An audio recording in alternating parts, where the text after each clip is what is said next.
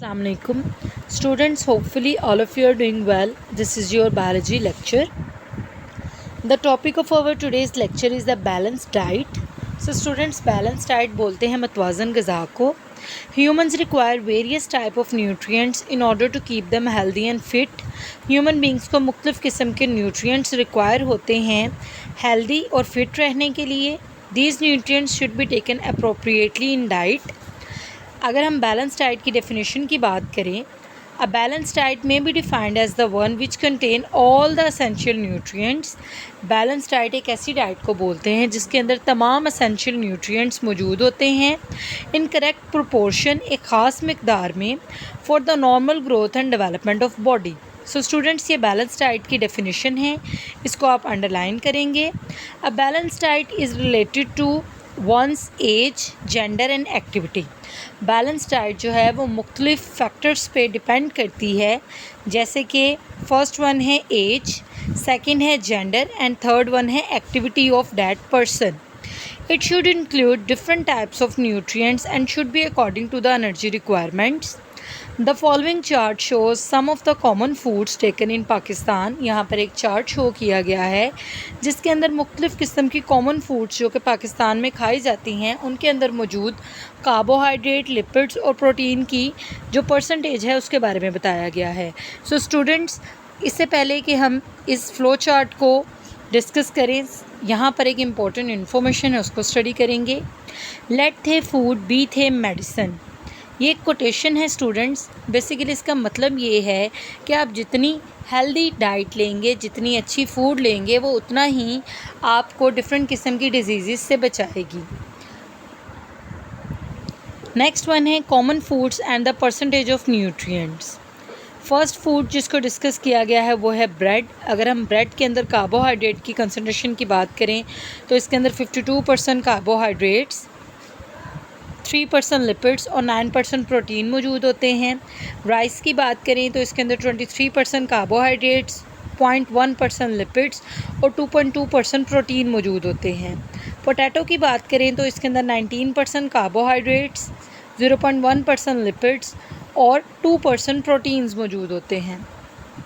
अगर हम एप्पल की बात करें तो इसके अंदर 12.8% कार्बोहाइड्रेट्स, 0.5% लिपिड्स और 0.3% प्रोटीन्स मौजूद होते हैं.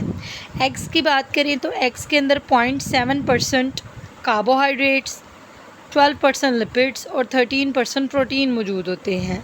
मिल्क की बात करें तो मिल्क जो है इनके अंदर 4% कार्बोहाइड्रेट्स, 4% लिपिड्स और प्रोटीन की कंसंट्रेशन जो है वो 3% मौजूद होती है.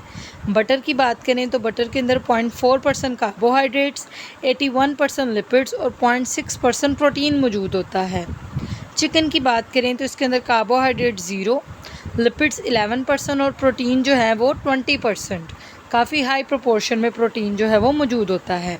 सो स्टूडेंट्स, इस सारे के सारे टेबल को आप रीड करेंगे, MCQ वाइज ये इम्पोर्टेंट है.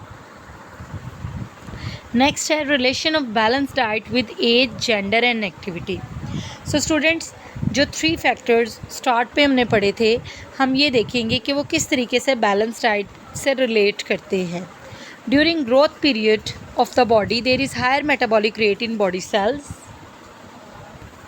सो स्टूडेंट्स, जब कोई पर्सन अपनी ग्रोइंग एज में होता है उस टाइम पे बॉडी के अंदर मेटाबॉलिक रेट बहुत ज़्यादा होता है, इसलिए सेल्स को ज़्यादा एनर्जी की रिक्वायरमेंट होती है. And so body needs a balance diet that contains more energy.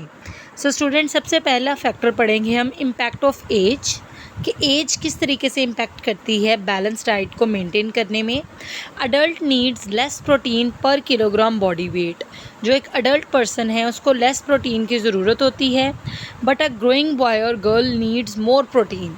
लेकिन ऐसा लड़का या लड़की जो ग्रोइंग एज में है उन्हें ज़्यादा प्रोटीन की ज़रूरत होती है. Similarly children need more calcium and iron for their growing bones and red blood cells respectively.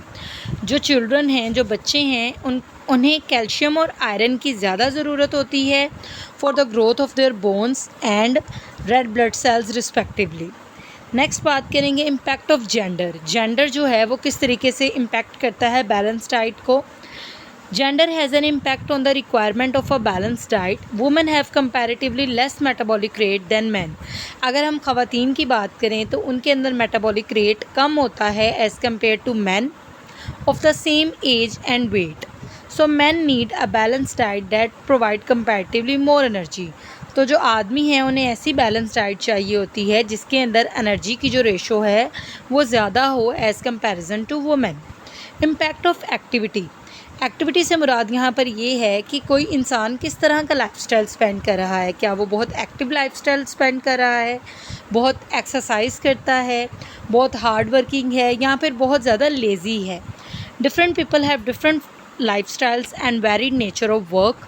A man with sedentary habits बोलते हैं लेज़ी रहने वाला पर्सन जो बहुत ज़्यादा मेहनत ना करे. Does not require as much energy as the man who is on his feet for most of the day.